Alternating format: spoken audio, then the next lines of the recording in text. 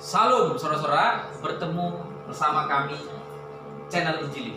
Wah, pada hari ini kita akan bahas topik yang menarik nih Nafin dan Ripka, dan yang akan memaparkan bagi kita adalah Saudari Indah. Topiknya apa Anda? Topik hari ini saya akan membawakan yaitu Yerusalem Baru. Wow, Yerusalem Baru ya. Ini pasti merupakan pertanyaan banyak jemaat dan bahkan semua kita kalangan orang Kristen pasti bertanya-tanya, Yerusalem Baru itu yang bagaimana sih? Baik, langsung saja kami persilakan. Yerusalem Baru ini merupakan sebuah pemerintahan yang akan dipimpin oleh Kristus pada akhir zaman nanti. Nah, kita ketahui bahwa di dalam kitab pun tertulis Yerusalem Baru pada Wahyu pasal 21 ayatnya yang kedua sampai yang terakhir. Nah, di sini dikatakan bahwa Rasul Yohanes telah melihat Yerusalem Baru yang telah turun dari sorga dan diumpamakan sebagai pengantin perempuan. Nah, Yerusalem Baru ini juga menunjukkan kepada jemaat surgawi, yaitu umat Tuhan yang telah ditebus dan telah disempurnakan. Next. Nah, penghuni Yerusalem Baru ini tentu saja adalah orang-orang yang tercatat di dalam kitab kehidupan anak domba, yang dimana orang-orang tersebut sudah disucikan dan disempurnakan oleh Allah sendiri. Kemudian kita melihat bagian-bagian daripada Yerusalem Baru. Dalam hal tersebut, di dalam Yerusalem Baru terdapat Yohanes diantar oleh malaikat pengantar yang dimana malaikat ini yang memegang cawan terakhir, cawan materai terakhir.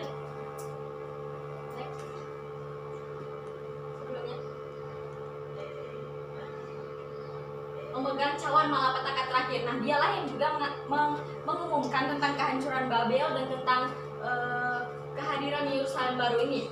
Kemudian kita lihat bahwa cahaya di Yerusalem Baru ini bagaikan permata yaspis yang indah jernih bagaikan kristal. Nah, kata cahaya dalam bahasa Yunani disebut poster, yang di sini sebenarnya berarti cahaya di langit, misalkan seperti cahaya matahari, cahaya bulan, dan cahaya bintang. Nah, biasanya juga dipakai untuk cahaya atau lampu, yang dimana bahasa Yunaninya adalah pos. Next.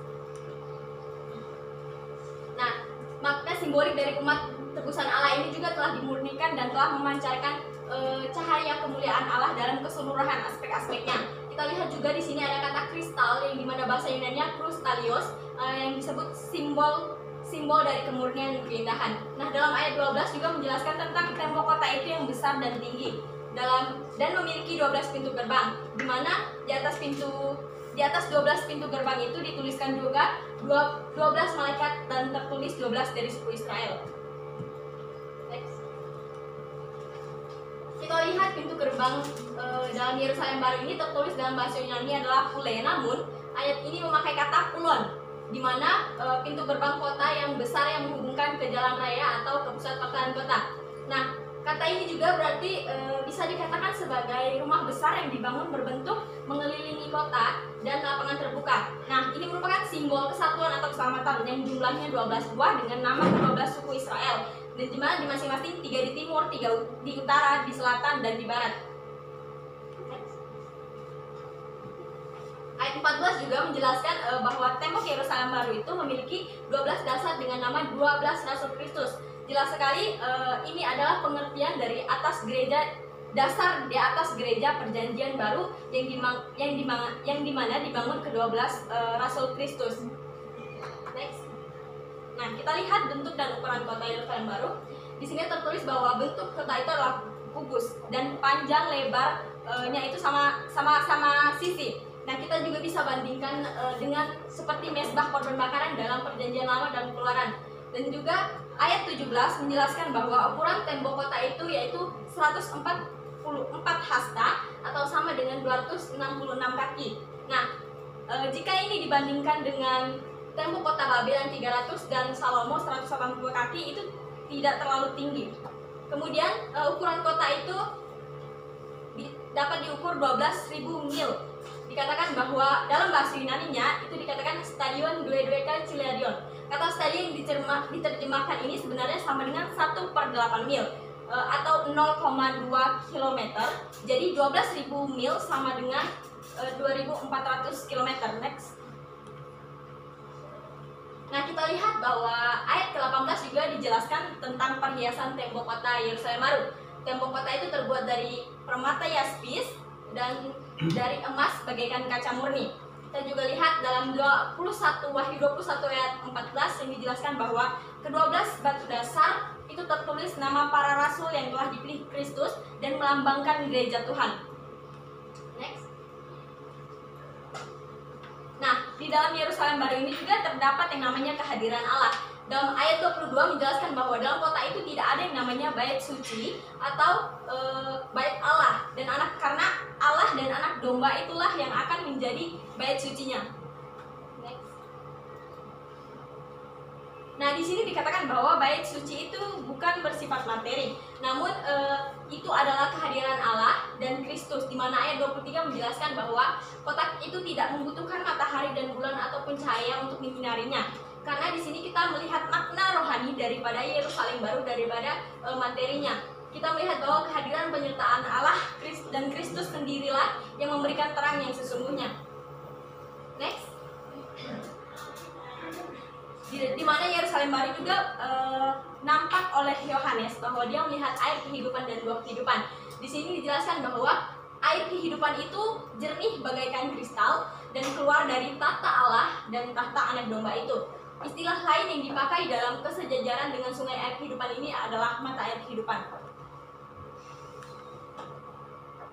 Nah, ayat 12 menjelaskan bahwa Yohanes melihat pohon kehidupan yang mirip dengan pohon di Taman Eden.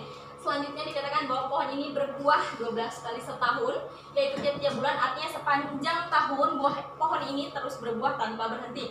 Kemudian dilihat bahwa pohon kehidupan itu ada bersama Allah di sorga dan buahnya memberikan hidup yang kekal selama-lamanya. Jadi kita meyakini bahwa pohon kehidupan ini ada untuk kita dan tinggal bersama kita, membuat kita bisa hidup kekal bersama dengan Allah. Next.